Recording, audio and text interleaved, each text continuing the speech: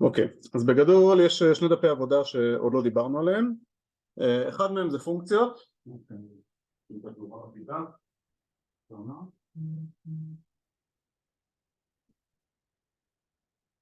שחלקם דרך אגב עשינו כחלק מהתרגול בכיתה, אבל שווה לחזור עליהם ולפתור אותם. דרך אגב, מה שאני בכלל ממליץ לכם זה מרגע שכתבתם קוד וכתבתם לו בדיקות וזה עובד טוב, פשוט תעשו copy paste מהקוד לפה, לדף עבודה, ושיהיה לכם את זה.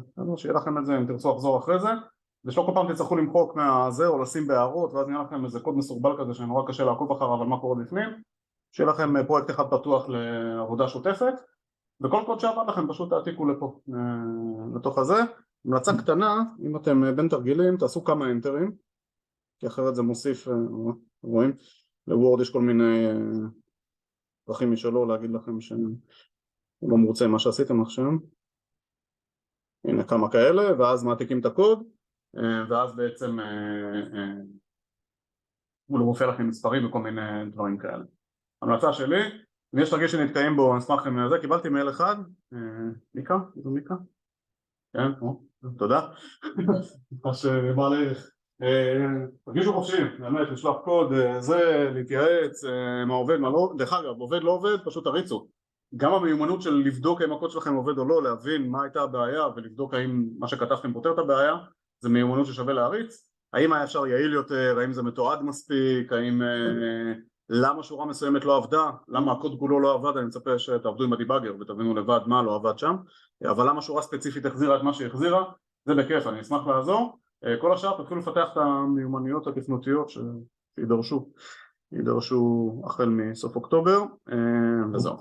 אז בואו נעבור טיפה לתרגול של פונקציות, אחרי זה אני אעבור ישירות לתרגול של מיונים. אני חייב להגיד שאם מישהו רץ לו המכינה מהר מדי, שימו את המיונים כרגע בצד, בסדר? אין שם שום משהו טכני חדש, יש שם רק רעיון חדש שמימשנו באמצעות דברים טכניים שלמדנו לפני, אם זה תנאים, אם זה לולאות, אם זה פונקציות, אם זה ליסט וכולי. כל הדברים האלה בעזרתם אפשר לעשות מיונים. מי שמרגיש לו שזה רץ מהר מדי, אפשר את המיונים להשאיר לסוף, זה בעצם כאילו נושא בלתי תלוי שאפשר, או שאנחנו לא תלויים בו קדימה כשאנחנו נתקדם בחומר. יש לנו בעצם עוד שני נושאים שאנחנו נעשה אותם. הראשון נתחיל השבוע, יום שישי, נושא שנקרא ריקורסיות, פונקציה שקוראת לעצמה. איך קרה דבר כזה, למה שהיא תקרא לעצמה, מה אנחנו פותרים בעזרת הדבר הזה. דרך אגב, נושא שטכנית הוא מובן, מה עושים בעזרתו, שם בדרך הסטודנטים נשברים לי בסמסטר, בריקורסיות. שם בלהבין שאלגוריתם הוא אלגוריתם ריקורסיבי, שפונקציה צריכה לזמן את עצמה, שם יש קושי מטורף. דרך אגב, זו שאלה טובה למה, כי נגיד ילדים, כשנלמד בתיכון ריקורסיות, זה בא להם בכיף. ככל שיותר מתרחקים מהילדות, יותר קשה להקל את הנושא הזה. יש מחקרים דרך אגב שגם מראים שריקורסיה זה החשיבה הטבעית שלנו, החשיבה האינטואיטיבית שלנו כילדים. הנה, אביה יכולה להעיד, היא למדה אצל ריקורסיות בתיכון. עשה פרצוף של מי אתה? באלגנטיות, כן, את מוקלטת גם. הקיצר, אז זהו, אז זה הנושא שנלמד ביום שישי, אנחנו נלמד אותו על קצה המזלג רק כדי להבין את הרעיון שלו, להבין את הטכניקה שלו, חשוב לתרגל אותו דרך אגב. אין אלגוריתם איטרטיבי שאי אפשר להמיר לאלגוריתם ריקורסיבי, אבל יש אלגוריתמים ריקורסיביים תיאוריים, אתם לא תצליחו לכתוב בחיים איטרציה שתפתור אותם כי משתמשים בעצמם. אז זה יהיה הנושא הבא. הנושא האחרון שהוא נושא מאוד כיפי לפי דעתי, מה שנקרא תכנות מונחי עצמים. מה זה בכלל? OOP קוראים לזה, בטח שמעתם את המושג הזה בעולם התכנות, Object Oriented Programming, תכנות מונחי עצמים. מה זה עצם, איך עצמים מתקשרים אחד עם השני, איך פייתון עושה את זה.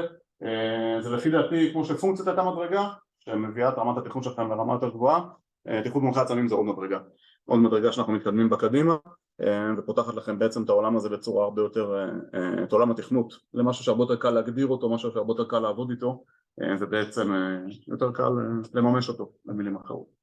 אז אלה בעצם השלבים שצפויים לנו במהלך המכינה, וזהו, מסוף אוקטובר אנחנו בסמסטר רגיל, ושם חברים, אנחנו לצערי, אבל רצים מהר. מה? לא חושב.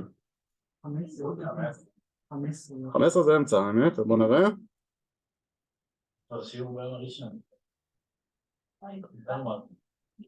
נכון, תנחומיי, אמצע אוקטובר, כן, החל מאמצע אוקטובר אנחנו טוב, צריך להתחיל את זה מתישהו. פונקציות, יש פה המון פונקציות. חברים, המטרה שלי שתרגלו, לא סתם כתבתי דפי עבודה כאלה ארוכים עם הרבה פונקציות, הושקעה דרך אגב לא מעט מחשבה מאחורי כל פונקציה, מה צריך להיות שם, מה זה, איזה נושא. זה בנוי בצורה מאוד מדורגת, בהתחלה בלי לקבל כלום, בלי להחזיר כלום, אחרי זה אם לקבל, אם להחזיר, גם וגם וכולי. לאט לאט אלגוריתמים פה הולכים ונהיים יותר ויותר עמוקים. מה? זה לפי הרמת קושי שלי, אני לא יודע, יכול להיות שמישהו נתקל בקפיצות אחרות. מה... לא, לפי דעתי זה בנוי, מה קרה כזה? לא, יש שאלות שתלויות בשלב, כשהם זרות בשלב. כן, קודם כל, המטרה פה שברגע שיש לכם פונקציה, יש לכם משהו בארגז כלים. ויש פונקציות מתקדמות יותר שמתבססות על פונקציות מוקדמות יותר, ואם ראיתם את זה מצוין ולא דילגתם לתרגלים, אז סבבה. אם דילגתם, אז זה, בואי תשתפי אותי אחרי זה אביה, איפה ראית קפיצות או חוסר תאימות בחוסר זה? ההיסטוגרמה הזאת, ואז כל השאלות סבבה. ההיסטוגרמה היא באמת לא סבבה, כן, אני מסכים. אבל אמרתי שהיא שאלה קשה מראש, שתיארתי אותה, נכון?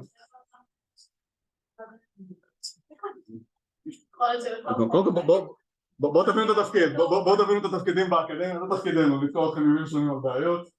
לא, זה לא תפקידנו. תפקידנו הוא לנסות לגרום לכם להבין חומר מסוים. שוב, אני חושב שבתכנות, בלי תרגול עצמי, אין סיכוי, באמת אין סיכוי. השאלות הקשות האלה, אלה שישבתם ולא פתרתם אותם, זה הלימוד האמיתי, בסדר? אנחנו גם מאמינים מאוד, דרך אגב, גם באקדמיה, גם במשרד החינוך, במה שנקרא PBL. מכירים את המושג הזה PBL? Project Based Learning. לימוד על בסיס פרויקטים, לא לימוד על בסיס, זה דווקא תרגילים קטנים, אבל תרגיל שנתתם בו שהוא תרגיל גדול, זה נהיה איזה סוג של פרויקט. אוקיי, איך אני אפרק עכשיו את הבעיה הזאת? כשאתה עובד על פרויקט, אתה בוודאות תיתקל בדברים שלא חשבת עליהם מראש. אי אפשר להכיל את כל הבעיה בראש ולדעת איך פותרים הכל, אוקיי? וזה היופי. היופי הוא להתקל במשהו שלא צפית אותו מראש, ואין האם אני פותר את זה, יש איך אני פותר את זה, כאילו, זה השאלה, אתה יודע? ודווקא כשמגיעים לאירוע כזה ונתקלים בשאלה שהיא לא קלה לעיכול, שם אתם יודעים הכי הרבה. דרך אגב, אתם תלמדו הרבה יותר משאלה שהייתה לכם מאוד קשה ולא הצלחתם לפתור אותה, מאשר משאלה שהייתה לכם מאוד קלה, בסדר? המטרה שלי לא לעשות את החיים שלכם קלים, המטרה שלי להביא אתכם לתכנות ברמה מסוימת, בסדר? אני מסכים עם הרציפות שאולי היה אפשר לעשות את זה אחרת, להשאיר את ההיסטוגרמה לסוף, ולהוציא אתכם טעם מריר מהדף עבודה הזה, לא יודע, אני אשקול את זה לאבא, אבל יפה, זה אומר שהתקדמתם בדף, אני שמח דווקא. בדף. כן, הנה, 11. 11 מתוך כמה יש פה? 7, 23? לפחות 11. כמעט 50%, אהבתי. טוב, אז בואו נעבור על זה בקצרה, מי שכבר פתר, מצוין. פונקציה שמדפיסה תמיד משולש כוכביות כזה, עשינו את זה גם בכיתה. אם עשינו דברים דרך אגב בכיתה, אל תחזרו למה שעשינו בכיתה ותעשו קופי פייסט, עשו שוב לבד, על סמך זיכרון, על סמך זה. מי ששמר לו את הקודים, אז הקליד אותם, צלם אותם, לא יודע מה, מבחינתי הכל בסדר. אז אפשר אחרי זה, אם זה לא עבד ולא הצלחתם להגיע לתשובה, להסתכל על רפרנס ולראות פתרון שעובד, לא לראות את הפתרון שעובד, יש המון פתרונות שעובדים, בסדר? אז לראות פתרון אחד שעובד ולהבין איפה היה הפער אצלכם ולהתקדם. פונקציה מקבלת מספר שלם וחיובים לתפיסה אם הוא זוגי או לא. פונקציה מקבלת מספר שלם וחיובים מחזירה אם הוא זוגי או לא. מה ההבדל בין מדפיסה למחזירה? יפה. הדפסה זה לאנד יוזר, החזרה זה אאוטפוט למי שקרא לי, זה הריטר. לפונקציה שקרא לי מקבלת חזרה מספר, היא תחליט מה לעשות איתו, בסדר? היא תחליט מה לעשות איתו, היא לא בהכרח מדפיסה אותו. שוב אמרנו, ההדפסה זה די היה העולם שלנו עד שהגענו לעולם התכנות, כי אנחנו היינו משתמש קצה והיינו בטוחים שכל האירועים קורים מולנו. זה לא מרכז ההוויה של אפליקציות. יש תוכנות שלמות דרך אגב שלא רואות יוזר, וזה התוכנות היותר מאושרות, כן? התוכנות היותר שמחות אלה שלא רואות היוזר, יש הרבה פחות מקומות ליפול בהן. אז תכירו, יפה, אני שמח על הניואנס הזה. פונקציה שמקבלת שני מספרים, מדפיסה את כל הטווח ביניהם, הטווח יכול להיות עולה או יורד. מספר שלם, מדפיסה משולש כמו בסעיף 1, זה ה-print smart triangle, מי שזוכר, גם מימשנו את זה. פונקציה שמקבלת שני מספרים שלמים חיוביים מחזירה את ה-GCD. GCD זה המחלק המשותף הגדול ביותר, Greatest Common Divisor, זה ראשי תיבות. מוגדר עבור שני מספרים שלמים, num1 ו-num2, כמספר השלם הגדול ביותר, המחלק את num1 ואת num2 ללא שארית. בסדר? יש פה כמה שיטות, זה דרך אגב תרגיל שאולי נפתור אחרי זה ביחד, אני רוצה להראות לכם כמה גישות לפתרון. פונקציה מקבלת מחרוזת ומחזירה את ערך התו האסקי הגבוה ביותר במחרוזת, אם המחרוזת ריקה יש להחזיר 0, מקבלים מספר, מדפיסים מלבן, או מדפיסים. פונקציה שמקבלת מחרוזת מחזירה אם מכילה אותיות קטנות ורווחים בלבד. פונקציה מקבלת מחרוזת שמכילה ספרות בלבד ומחזירה את המספר שמיוצג במחרוזת. אסור להשתמש בפונקציה int שממירה ישר string ל-int. פונקציה מקבלת מחרוזת ורק אם מכילה אותיות קטנות ורווחים בלבד, יש להדפיס היסטוגרמה, זה בטח משהו שאכלתם קצת חצץ עליו, נכון? תשמחו לדעת שאתם לא ראשונים, תרגיל באמת קשה, פתרתם אותו? כן? מה? בסדר, יש תמיד עזרה בזה, למעט במבחן. דרך אגב, גם בחיים האמיתיים של מתכנת יש עזרה, אתה יודע? לא המון, דרך אגב. גוגל, יוטיוב, ChatGPT היום, דרך אגב. ChatGPT היום עזרה מטורפת. יש סיכוי ש-ChatGPT ישנה את פני עולם התוכנה, אתה יודע? במקום להעסיק 10 מתכנתים ג'וניור, יהיה אפשר להעסיק 2-3 מתכנתים סיניור, שידעו לקבל תשובות מהירות מ-ChatGPT ולדעת שהן טובות ולהתקדם הלאה, קצב הפיתוח יהיה יותר מהיר. אבל זה יהיו אנשים שצריכו לדעת לפרק בעיה גדולה לבעיות קטנות ולתת ChatGPT לפתור בעיות קטנות. כי ככל שהבעיה מורכבת יותר ויוניק יותר, ו-ChatGPT הוא לא באמת יודע לכתוב קוד, אתה יודע? הוא יודע להוציא מהאינטרנט קודים דומים, זהים, לבעיות שעלו בעבר. דווקא בנושא של קוד דרך אגב יש לו לא מעט מידע ונותן פתרונות לא רעים, אתה יודע? אבל בכל מה שתלכו לאיזה, סתם דוגמה, לכו על אנדרואיד, אין הרבה מתכנתי אנדרואיד היום, הם כותבים בריאקט וזה, בקשו פתרון לבעיות, הרבה פעמים אגיד לכם, לא יודע. הוא לא באמת יודע, בסדר? זה נראה כאילו זה מכונה שיודעת, היא לא יודעת, בסדר? היא יודעת למצוא דברים שיראו לכם טובים. הם לא בכך טובים, ראיתי הרבה קודים שלו שיש בהם באגים מטורפים. הרבה פעמים גם לקחת קוד קיים ולמצוא בו את כל הבאגים הרבה יותר קשה מלכתוב את הקוד בעצמכם, בסדר? אז שוב, זה לא שאין עזרה בתעשייה, עזרה בקורס הזה אני מציע לכם, תשבו עם אנשים אחרים ותחשבו ביחד איך אתם בכלל תוקפים את הבעיה הזו, מה האלגוריתם לפתרון הבעיה. ברגע שהבנתם בראש את הרעיון, לכו תקודדו לבד, זה השעות האיכות שלכם מול המחשב, פתחו יחסי קרבה פה, חשוב, בסדר? פונקציה שמקבלת מספר חיובי שלם, אין צורך לבדוק, מחזירה את רמת השומן של המספר, רמת שומן מוגדרת כסכום כל המחלקים, חוץ מהמספר עצמו, פחות המספר, לדוגמה פה וכו'. מספר מושלם זה בעצם מספר עם רמת שומן 0, סכום המחלקים הוא בדיוק המספר עצמו, יש מספרים רזים, מספרים שמנים, ככה זה נקרא, לפי רמת השומן שלהם. מספר מושלם הוא מספר שרמת השומן היא המספר עצמו, הראשון הוא 6, 1 ועוד 2 ועוד 3 זה 6, וכל המחלקים של 6, הבא זה 28, 400 ומשהו, 8,000 ומשהו, 33 מיליון ומשהו, משם זה כבר מיליארדים, מצאו 50 כאלה עד היום, דרך אגב, כולם זוגיים, לא מצאו מספר מושלם אי-זוגי, אבל אין הוכחה שאין מספרים מושלמים אי-זוגיים, תמצאו מספר מושלם אי-זוגי, תהיו הראשונים. פרס פילדס מובטח אם אתם מתחת לגיל 40. לכו על זה. בשנה ב', לא בשנה א', שנה א' אין זמן. טוב, דרך אגב, פה אפשר להשתמש כמובן בפונקציה הקודמת, לבדוק מה רמת השומן, ואם היא 0 זה מספר מושלם. פונקציה שמקבלת שני מספרים שלמים, מחזירה תוצאת המכפלה ביניהם, אבל היא לא משתמשת בשום דבר חוץ מחיבור. אתה יודע? A כפול B, זה בעצם A ועוד A ועוד A ועוד A, B פעמים, נכון? יפה. פונקציה מקבלת שני מספרים שלמים, הוא מחזירה את התוצאת הראשון בחזקת השני, אבל לא משתמשת פעולות מתמטיות בכלל, רק משתמשת בפונקציה הקודמת. בסדר? A בחזקת B זה A כפול B, A כפול A כפול A, B פעמים. בסדר? אז פה אנחנו משתמשים בעזרת פונקציות קודמות. כשאני למדתי תכנון דרך אגב, הייתה לנו פונקציה שמוסיפה 1, ובעזרתה עשינו הכל. חזקה, עצרת, זה. פרקו אותנו שם 11 עצרת, לקח לפנטיום 3 שלי שבוע לחשב, אבל זה עבד. אחרי שבוע הגיע לתוצאה נכון. אז תכירו, אפשר לעשות גם את הדברים האלה, מחזקה אמרנו. פונקציה מקבלת מספר שלם, מחזירה אם הוא ראשוני או לא, גם עשינו, גם דיברנו על סיבוכיות קצת, יעילות וכו'. פונקציה מקבלת מספר, מחזירה את רשימת כל המספרים בין אחד למספר. פונקציה מקבלת רשימת מחרוזות, ומחזירה שתי מחרוזות, לא רשימה, אחת מורכבת מכל האותיות הראשונות של כל המחרוזות, והשנייה מכל האותיות האחרונות של כל המחרוזות.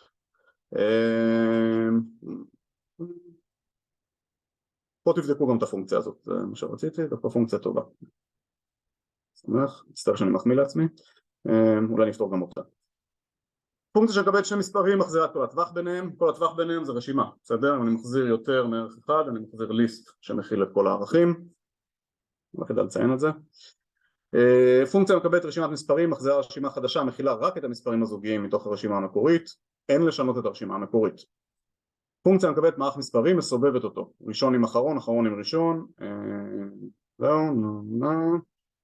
הפונקציה לא מחזירה דבר, היא עובדת in place. ויש להדפיס את הרשימה לפני ואחרי לבדיקת השינוי. פונקציה מקבלת מספר שלם חיובי, מחזירה את רשימת כל המחלקים של המספר. פונקציה מקבלת מספר שלם חיובי, מחזירה את רשימת כל המחלקים הראשוניים של המספר. יש להשתמש בפונקציות קודמות. אז זה לגבי פונקציות. מי שעדיין לא סיים את זה, אני ממליץ להיות פה. מי שסיים את זה, יש מישהו? מישהו? וואו, אנחנו עוברים לפה. מיונים. שוב, פה טכנית אין חומר חדש, אבל יש ידע חדש שרכשנו על בסיס החומר הטכני שלמדנו לפני, נדבר טיפה על מיונים. סיווג קודם יוצר מערך של שלמים, מערכים מהמשתמש. מערכים מהמשתמש הם בפונקציה, אני קורא לפונקציה שמחזירה לי מערך עם מערכים מהמשתמש. כמה? אתם יכולים להחליט בעצמכם שהפונקציה מקבלת את הגודל של המערך. לא ולפי זה יותר. יכולים להחליט שתמיד יהיה מערך בגודל מסוים. תנו לו אבל גודל נורמלי, נורמלי אני מתכוון לא 2, כי אז אני מוקל, לא 200, כי אז אני נכנס 200 מספרים בתור גודל. 5 ל-10 זה טוב. וכולי. דרך אגב, מי שרוצה, זה יוצר בצורה אוטומטית, ייכנסו לאינטרנט לפונקציית run-int, ייצרת אינטג'ר רנדומלי, ואז אתם פוסלים את הקבלה מהמשתמש, ואז אפשר גם לייצר מערכים מאוד גדולים, ואז המיונים עליהם לראות בצורה יותר טובה. בסדר?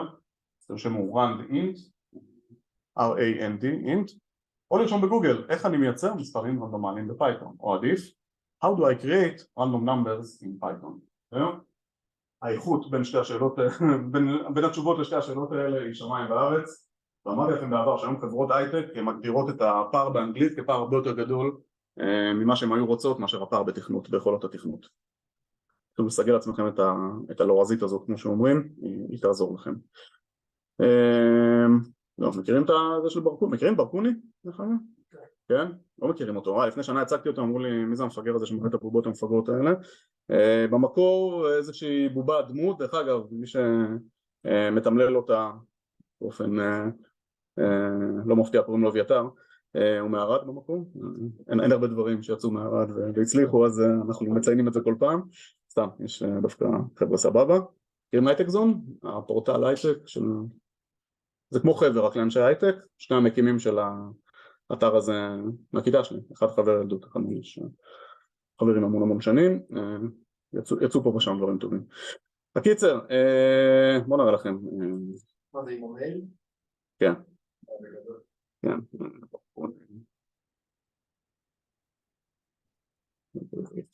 יש גם את השעה שמחה, טוב נראה לכם כל מיני.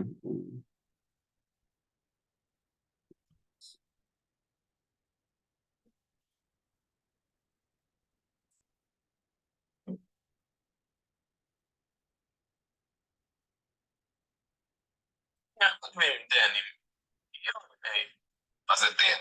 דן כאילו? כמו הגוש? לא, זה דן, דן. כאילו אני עכשיו כותב לעיניי מייל, רוצה להגיד לו משהו better than משהו אחר. למי אתה כותב את המייל? לעיניי. לעיניי, חכה רגע. לעיניי כנס אליי בבקשה. מכירים את האפיזודה בכללי? ברקוני הוא כביכול חייזר שהגיע לארץ, הוא מתכנת על, אין פילטרים, הוא אומר לאנשים בדיוק מה הוא חושב עליהם, שזה בדרך כלל לא דברים טובים,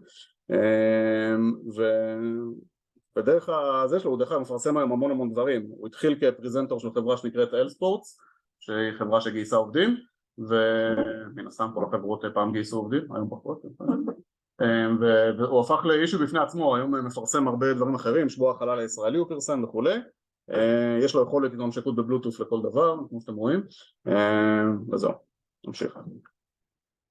היי ברקוני, קראת לי? היי ינאי, מה שלומך? בוא כנס, אל תפחד. אתה מכיר את אביתר? כן. יפה, דברו ביניכם. מה לעשות? דברו, שיח, לקיים, דיאלוג. היי אביתר, מה קורה? ממש טעים השוקולד שהבאת. אביתר תענה לו. לא? תענה לו. כן, זה מלונדון השוקולד. סליחה אביתר שאני קוטע את באמת המונולוג הסיפיים שלך, אבל אתם מדברים עכשיו בעברית, נכון, ינאי, תקן אותי אם אני טועה, זה עברית. תעשייה. והמייל שכתבת הבטר, באיזו שפה היה, ינאי? המייל באנגלית. נכון. למה? תקן אותך עברית שפתיהם הבטר! למה אתם מתכתבים באנגלית? תקן! ואתם חושבים שאתם! ככה זה כולם עושים, זה התרבות הארגונית של מה זה עלום, איזה תרבות? אנשים מחכים בחוץ עם הילדים לקנות כרטיסים, לראות את כל התרבות הזאת שלהם. קיצר, יש לו הרבה מערכונים, דמות ששווה להכיר. ברקוני, מי שרוצה תרשמו באינטרנט. טוב, נחזור ללמוד אנגלית, כן? בניגוד למה שצחקו פה, באמת, יושבים אנשים בקיוביקים צמודים אחד לשני, קודם כל לא מדברים, כותבים באנגלית, זה קטע, זה תמיד הרג, זה מה שעושים בתעשייה. תרגול מיונים, אני מזכיר, מיונים, יש לנו בעצם מערך של אלמנטים שהם אלמנטים מאותו סוג. למה חייבים להיות מאותו סוג? כדי שנוכל להשוות ביניהם. אני לא יכול להשוות ביניהם, אני לא יכול למיין אותם, בסוף צריך לסדר אותם לפי סידור מסוים. אני תמיד גדול מזה שמשמאלי וקטן שווה מזה שמימיני או הפוך, מיון עולה או מיון יורד, אבל חייב להיות מיון. אני חייב להבין את היחסי גומלין כדי שמשהו יהיה ממוין. ולמה שמשהו בכלל יהיה ממוין? מה אכפת לי? שב, רץ מהר, שיעבוד, נכונה. מה מיון נותן לי?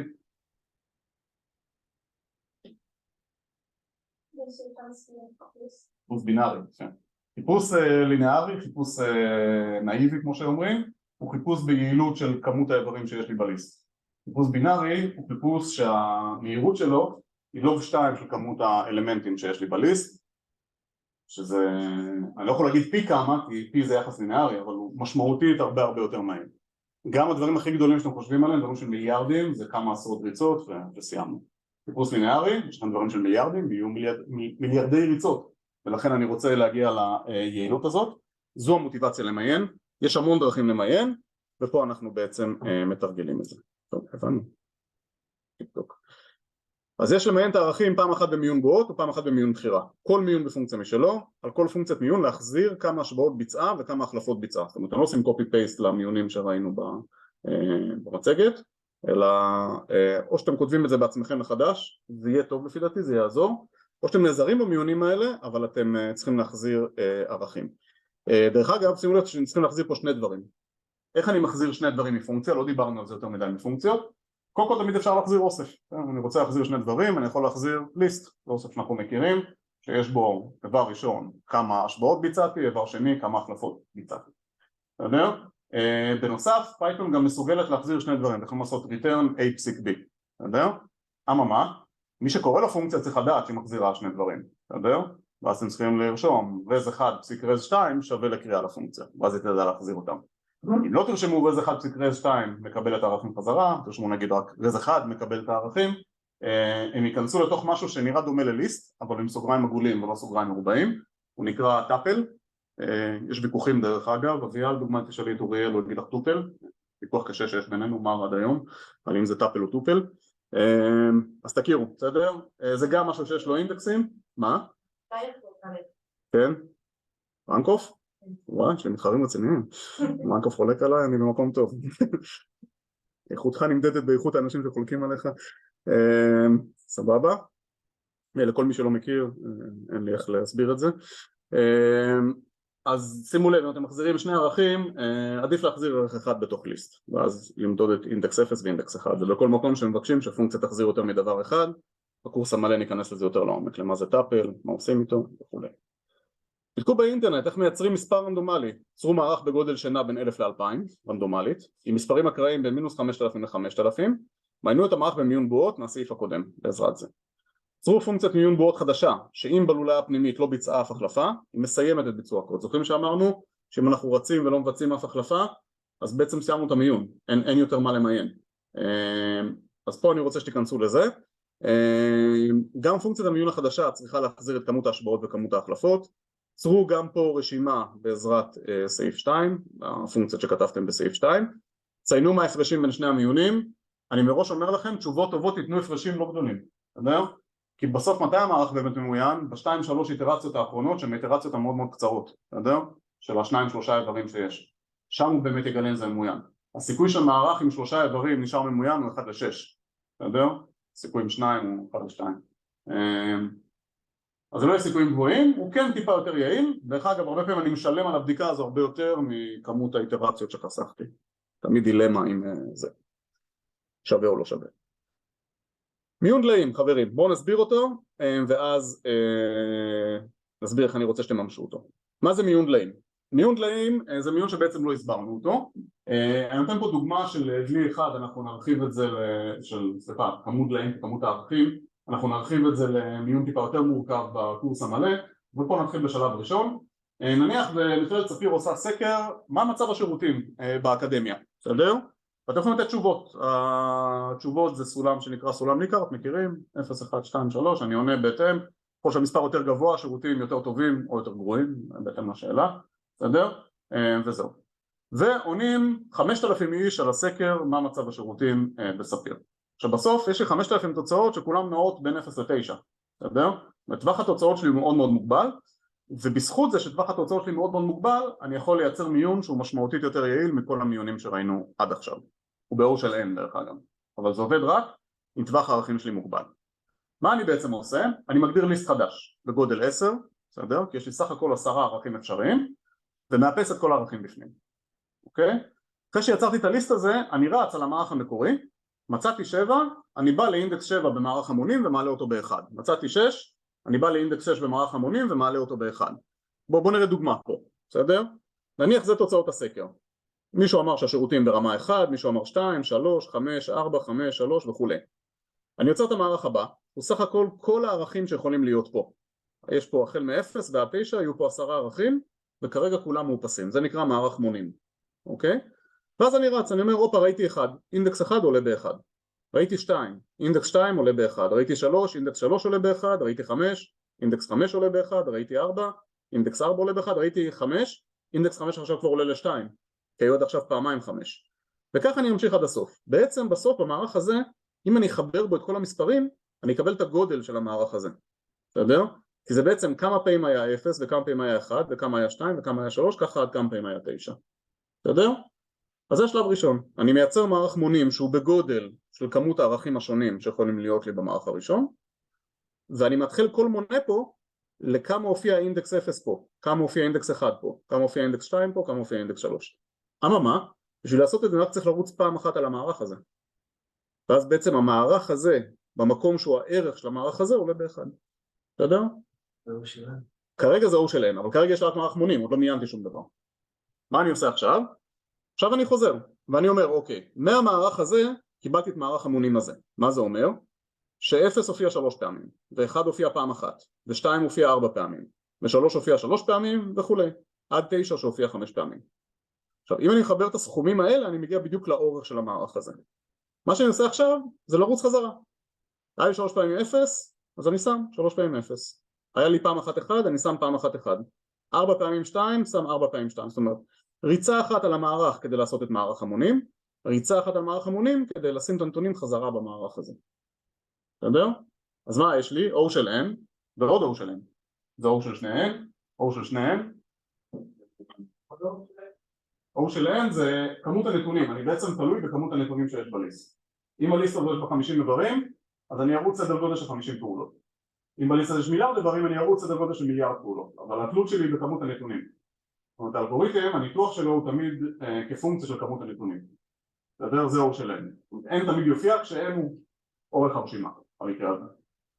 אוקיי? דיברנו על הסיבוכיות ועל ה-N בקודם. מי שקצת חסר לו יכול לחזור על ההקלטה, ועדיין חסר בשמחה תבואו אליי. אבל זה בעצם הרעיון. רצתי פעם אחת, O של N פעמים, בניתי את מערך המונים, רצתי פעם שנייה על מערך המונים, חזרנו למערך הראשי, והפעם הוא ממוין, בסדר? כי הנה כל האפסים ברצף, וכל האחדים ברצף, וכל השתיים ברצף, בעצם מיינו את המערך המקורי. אבל זה לקח לנו O של שני N. N1, ריצה על מערך הערכים והפיכה של מערך של מונים, ריצה שנייה, ריצה על מערך המונים, והפיכה חזרה למערך של הערכים. אוקיי? O של שני N, מה זה? תזכירו לי? O של N, יפה. כל מקדם לינארי, לא רלוונטי, ולכן מצאנו פה מיון באור של n. זה לא שכל המיונים באור של n, ממש לא. המיונים שאנחנו ראינו זה n בריבוע, שזה משמעותית הרבה פחות יעיל מ-n. אנחנו נראה מיונים של n לוג n, שזה יותר טוב מ-n בריבוע, אבל יותר גרוע מאור של n. אור של n אפשרי אם יש לי כמות ערכים מוגבלת, בסדר? מבחנים אני יכול למיין ככה, יש לי סך הכל 101 תוצאות אפשריות למבחן, מ-0 עד 100 כולל. פסיכומטרי אני יכול למיין ככה, בסדר? יש לי סך הכל 601 ציונים, מ-200 עד 800 כולל. תעודות זהות אני לא יכול למיין ככה, אם אני צריך עכשיו ליצור מערך באורך כל תעודות הזהות האפשריות, בהצלחה, אין הרבה מחשבים שיכולים להכיל את זה, בסדר? זה מערך ענק, זה לא נכון. המון זיכרון בסוף גורר גם חוסר יעילות בזמן ריצה, בזמן ריצה מעניין אותנו בסוף, וזהו, בסדר? תחת מגבלות מסוימות זה אפשרי, תחת מגבלות אחרות זה בלתי אפשרי. אז מיון דליים, מיון מאוד יעיל, אבל תחת כמות ערכים מוגבלת, בסדר? שאלות? לא, אתם צריכים לחשוב פה, פונקציה לכל חלק במיון, חלק שכתבתי פה, תחשבו היטב מה כל פונקציה מקבלת, מה היא מחזירה ומה יעילות המיון, למרות שכבר ענינו על זה. זה אמור להיות כמה פונקציות ביחד? כן, בוא נגיד ככה, תיקחו את כל הקוד הזה ותעשו אותו בפונקציה אחת, אתם טועים כמה פעמים, אתם טועים קודם כל כי זה מורכב, זה תהליך מאוד מורכב וחבל. ב' זה לא נכון, כי אם את מייצרת מערך מונים למשהו זה יכול לשמש אותך בהרבה מקומות, ואז אם מייצרת פונקציה יותר קטנה, יש לך פונקציה שמייצרת מערך מונים, זה משהו שיכול בהחלט לבוא לטובתך. הדיבאגינג יהיה מאוד קשה גם. ברגע שנפרק את זה לחלקים זה הרבה יותר קל, גם בחיים עצמם אנחנו מפרקים בעיות גדולות לבעיות קטנות בלי לשים לב, המיומנות הזו חייבת לבוא לידי ביטוי מרגע שלמדנו. אני חייבת להבין איך אתה לוקח בעיה ומפרק אותה לחלק קטן. מה זה חלק קטן? בוא ניקח פעם שאלה. אם אני לוקח... מה זה החלק הקטן הזה? אצלי זה עובד ככה, אם לקחתי חלק משאלה והבנתי אותו, ומבחינתי כרגע הפונקציה שאני רוצה לכתוב אותה. מה שהפונקציה הזו יצרה זה בסיס להמשך פתרון הבעיה, ומשם אני ממשיך. אני אומר, אם יש לי מערך מונים, אני יכול לבנות את המערך הממוין. בואו נעשה פונקציה שמייצרת לי מערך מונים, כל דבר שאני יכול לכנות אותו במשפט קצר, מערך מונים. בואו נעשה פונקציה שעושה מערך מונים. זה גם אינדיקציה ללקחת רעיון ולפרק אותו לפונקציה. כל משהו שאני אומר, בוא נע, זה אני יודע איך עושים, זה קל לי, אתה יודע? פונקציה. ודרך אגב עם הזמן, אפילו דברים שיהיו קלים לך תפרקי לכמה תתי פונקציות, כי מה שקל לך בתור מתכנת ותיקה לא בהכרח יהיה קל למי שיבוא לבדוק את הקוד הזה, או לתחזק אותו, או לעשות דברים אחרים. בסוף את צריכה גם להנגיש את זה למתכנתים שיבואו אחריי, שחלקם באופן טבעי יהיו פחות מוקשבים, פחות ותיקים. זה בסוף המון אינטואיציה, בסדר? את רואה אנשים שכותבים קוד שנים, מפתחים את האינטואיציה הזאת. איך לפתח את האינטואיציה הזאת כרגע? זה בדיוק הרעיונות האלה, משהו שסביב ריטרן, נגיד מספר ראשוני, הוא לדעת אם הוא ראשוני או לא, זה קל. זוכרים את השבע בום שעשינו פה, משחק בכיתה, אני הייתי כותב פונקציה שמקבלת מספר, מחזירה true false על בום לא בום, בסדר? הפונקציה הזאת יכול להיות שהיא הייתה נעזרת בפונקציית עזר שמקבלת מספר וספרה ובודקת האם הספרה נמצאת במספר, בסדר? זה אלגוריתם בפני עצמו, למרות שבפייתון זה קל, אפשר להפוך לסטרינג, לשאול להם הספרה בפנים, בשפות אחרות זה טיפה יותר קשה. כל דבר שאת לא חושבת עליו מיידית, את אומרת טוב, בוא נפרק את זה רגע למשהו שכן בא לי מיידית. עכשיו, הדברים שאת חושבת עליהם מיידית, ילכו ויתפסו יותר נפח עם הזמן, בסדר? כל שהשפה תהיה יותר ברורה בפנים. בסדר? וזה בעיה, כי את מבקשת אותי ללמד לך אינטואיציה, אני לא יכול ללמד בן אדם אינטואיציה, הוא יכול רק ללמד עצמו אינטואיציה. והאינטואיציות פה יהיו שונות, אבל אני כן רואה לך שאין, זה אימון, בסוף זה אימון. תשבי מספיק זמן, תגיד לי וואלה זה פונקציה, וואלה זה. ודרך אגב, ישבו פה שני אנשים מאוד מיומנים ומאוד מוכשרים, וכתבו פונקציות אחרות, זה בסדר.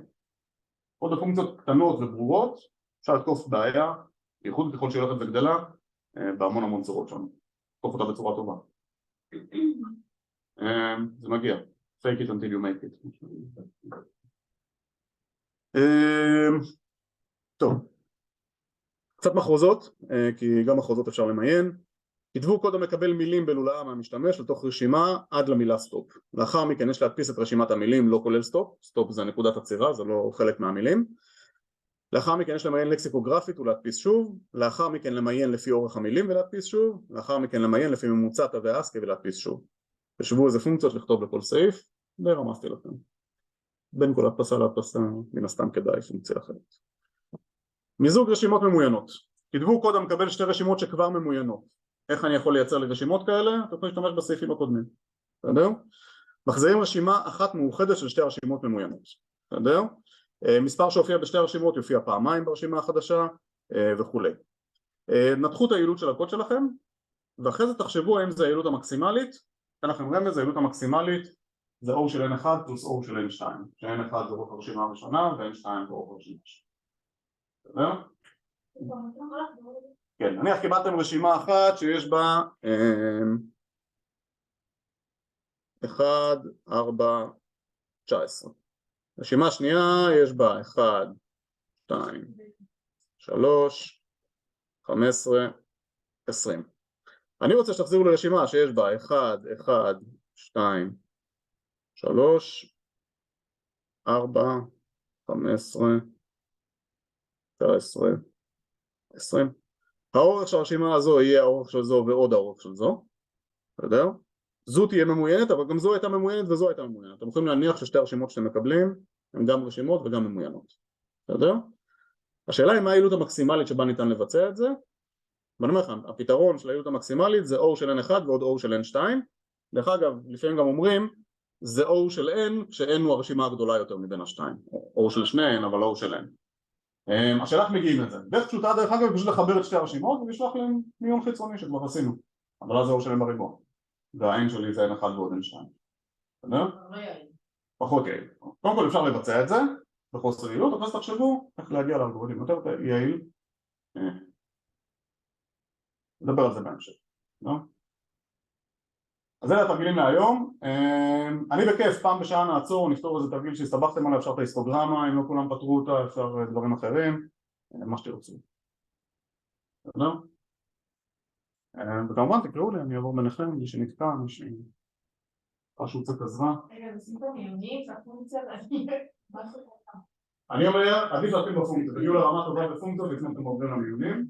גם שוב, המיונים הם קצת סטנד-אלון, אפשר להגיע להם אחרי שנלמד ריקורסיות, אחרי שנלמד אובייקטים, אפשר להשאיר אותם בצד, אני נושא חשוב דרך כלל, אני נושא תופס לא מעט משקל בקורס המלא, מיונים, חיפושים, יעילות וסיבוכיות, כל מה שדיברנו עליו. תעשו הכל, בסדר, קודם תרגיש שאתם טובים בפונקציות, תעברו למיונים. ואם עשיתי הכל לפני ההיסטוגרמה הזה? אז זה ההיסטוגרמה ולילוגים. זה ההיסטוגרמה ולילוגים. לא בלילוגים.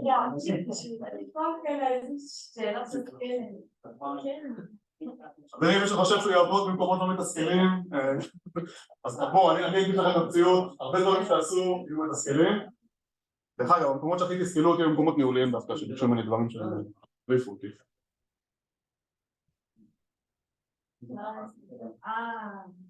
יאללה חברים, אלה מקלדות, ואז מה שאתה מסתכל עליכם. יש